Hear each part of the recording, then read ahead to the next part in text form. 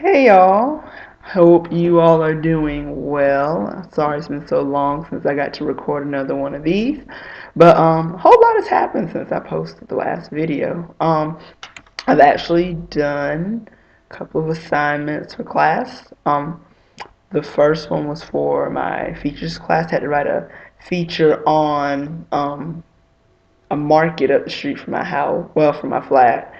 It was my first one. It didn't really go as well as I had planned because the guy that I wanted to interview did not show up to the interview. So had to get an impromptu interview, which wasn't really the best, but it was what I could do in a bind. So I turned it in, did the best I could. The other one was, and my mind is actually blanking on me right now. Oh yeah, did it Friday. It was on an art exhibit. Alberto Burri. He's an Italian artist that really got famous after World War II. And there's an exhibition at a local art museum in London. And it's the first major retrospective exhibition of his work, Alberto Burri's work, anywhere in the UK. So I did a little story on that for my reporting class. Um, but yeah, I titled this video my week in Jamaica. No, I did not really go to Jamaica, of course. But the church that I go to, that I'm going to, Trinity AME Zion Church in London, near Tottenham, is mostly Jamaican. And Saturday, they had a benefit concert. I think I talked about a couple videos back. They had the benefit concert to support or to help this woman in Jamaica who needs major heart surgery. So went to that. It was really good. It was excuse me. It was long. It was to start at 6:30. It started probably about 6:45, and got out at about 10:30. I was so sleepy when it was over, but it was good. It was good. I ended up actually having to get up and sing and praise and worship to a whole bunch of songs that I didn't know. So I had to follow along, read lips, listen, but it was fun. If anyone was judging me or talking about me behind my back, oh well. I did what I could, considering I had never heard half of these songs. Um, but it was fun. It was fun. What else? The music was very different from what I'm used to back home in America, which I didn't see coming. A lot of the music they sing, it doesn't sound necessarily Caribbean, but they're just not songs that I've ever heard in a Black American church. So that was interesting. They sang a lot of songs that I did know, but sang a whole lot that I also did not know, and it was okay. It was truly a learning experience, and going to the church in general has been a real learning experience. Just to see the differences between like Caribbean Black people and African Americans in the States. But yeah. At the end of it, though, one of the guys that was playing, he actually also sang a song. I was wearing my UNC shirt, and he came up to me and we were talking, and he said that he knew of UNC because of Michael Jordan, which put a smile on my face. Now, granted, I go to the school and don't know as much about Michael Jordan's career as this guy did. I told him I was there to get a degree, and I'm just a student, but it was cool that he knew of my school, even if it was based off of Michael Jordan.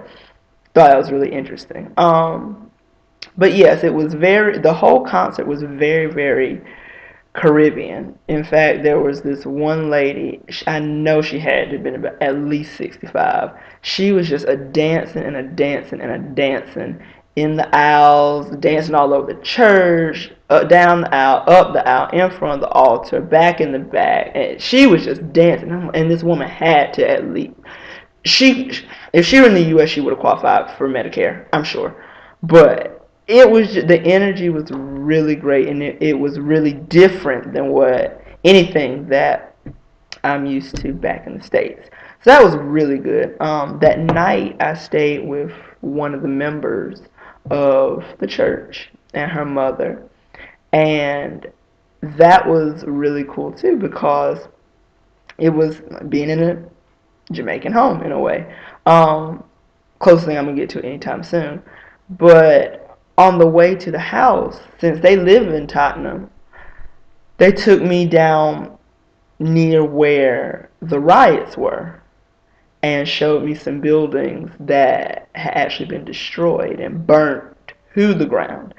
And I just thought, and watching it in America, watching the news coverage, it made it seem like the whole city was just burning to the in ashes, like it was crystal knocked or something. Like Adolf Hitler came in and told the Nazis just burn the city down like during World War II, and it wasn't nearly that bad. Granted, there were some buildings, probably about past about 7 or 8 buildings that had been burned to the ground, so it was bad. But it still was not what the U.S. media, in my eyes, made it seem like. The daughter did tell me a story about a guy. There was one building that they burnt down that had stores on the bottom and apartments on top. And she was telling me the story about how a guy, one of the men that lived in the apartments on top, had a family, wife, child, and just happened to be staying up watching the coverage of the riots on the news, and saw that the riots were coming toward him and his family in that building. And he woke up everyone and told them, gotta go, they're coming, they're coming, they're coming. And sure enough, they came and burned the building to the ground. And that, for me, that just to hear that story was just really powerful. She was talking about it very matter-of-factly, but I'm just sitting there, my mouth just wide open to the floor, just from the stories and things like that. And she was also talking about how people were mad at the rioters, but it wasn't like World War III in London, which is I said was the impression that I got from it, being a resident of the U.S. and not seeing any of this and only knowing what the news media tells you. Shows you that media is a powerful thing. Media is truly a powerful thing. And also perception. My perception of even if I were here may have been different. But the news media is definitely a powerful thing. So when we got back to their house, we ate some apple turnovers and these patties. They kind of looked like tacos, but they had meat folded in them. They weren't really tacos. They kind of were, and the meat was folded in the dough, kind of like an apple turnover, but not really. But they called them patties. It was really good, really, really good. And they gave me some ginger beer.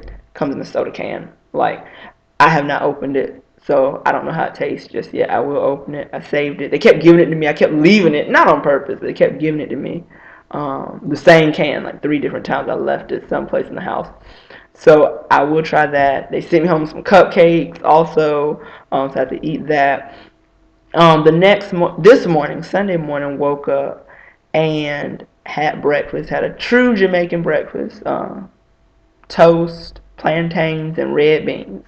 I don't eat plantains or red beans generally. However, I did eat them today, and they were good. They were really good. They were good. But the hospitality that I got from them was just awesome. I truly appreciate it, truly enjoyed them. Even if I was just there to essentially sleep, the hospitality from them was absolutely, I truly appreciate it. I gave them both a big hug, both mother and daughter, a big, huge hug when we left church. Also, big thing, while we were there, they get satellite TV, Sky TV, and they get BET here, which I knew, but it was a whole other thing to actually sit and watch BET in London. To me, and I just kept telling the daughter, like, this is just boggling my mind. It's boggling my mind. I'm watching BET in London, and sure enough, she was just giggling, but we were watching it. When we got back last night, we turned it on, and 106 in Park was on. This morning, woke up, watched Bobby Jones, and that's essentially how I found out that Whitney Houston died today, which is really unfortunate. Definitely praying for her family and friends. That's really unfortunate to hear. And my mouth just dropped to the ground again. But yeah, really cool to watch BET. Really cool to watch BET in a different country. Same programming, but just to say, I watched BET in the UK. It was really cool. Church today, really good, really good. She preached about the normal pastor, not the pastor from last week. The normal pastor preached about standing on the promises of God, no matter what bullies say, no matter what naysayers say. Stand on the promises of God. Stand up for what's right, even if you're alone, because you're doing the right thing. Really good message. And going to this church has really made me think about how proud I am to actually be American. It's different than when I went to Singapore, because Singapore actually made me hate being an American. But being here actually makes me proud to be an American, because there's so many things that are similar about the people here versus the people at home. But though the people are similar, the culture is different. Like, there are black people here and there are black people in the States. But the black people here are very different than the black people in the States, which goes for any other ethnicity that's represented here or in America. They're different. So it's, in a way, you're projecting, well, I find myself projecting my Americanness, maybe? Probably not, no, it's not a word, but I'm making it up. Projecting my Americanness on the people that I meet here, though there are people who look just like them back home. And being at the church reminds me of that, because it's very Caribbean, as I said about the concert. The church service is very Caribbean, those very Caribbean beats that we're all used to. And it's different than what I'm used to going into a black church in the States, or being in the gospel choir at school. Side note, side plug, UNC Gospel Choir, YouTube it, see some of the performances we've done, and the people who came before my year. You can see what they did on YouTube, just YouTube, UNC Gospel Choir.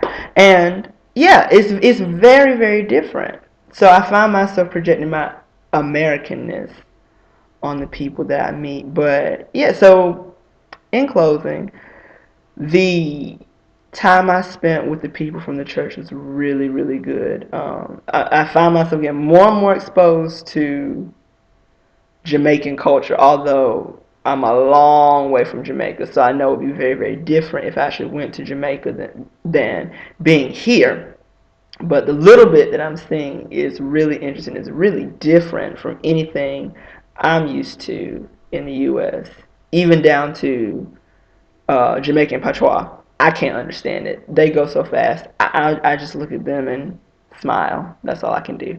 But yeah, it's definitely a cultural experience that is a nice getaway from the Americans that I see all the time and the white Brits that I see all the time at school. It's definitely a nice weekly change. It is. It is. Please take no offense if you're watching this and you want to take offense. Please don't. I don't mean to be offensive, but it's a nice change. So, all caught up. Tomorrow starts week 4. I can't believe time is truly flying. In fact, I was talking to a lady at church, and when I told her I was going back in April, she was like, "Oh no, we're just getting to know you, and then you're leaving." And she reminded me that I have less than 2 months to go before it's time to go back, which I cannot believe, and it's actually quite daunting because I'm really enjoying myself here. But all things must come to an end. I don't say all good things must come to an end, because all things, good and bad, must come to an end. But with that being said, week 4 starts tomorrow, and I'm sure I have more stories for you. In the meantime, please pray for me, and I'll be praying for y'all. And y'all have a good week.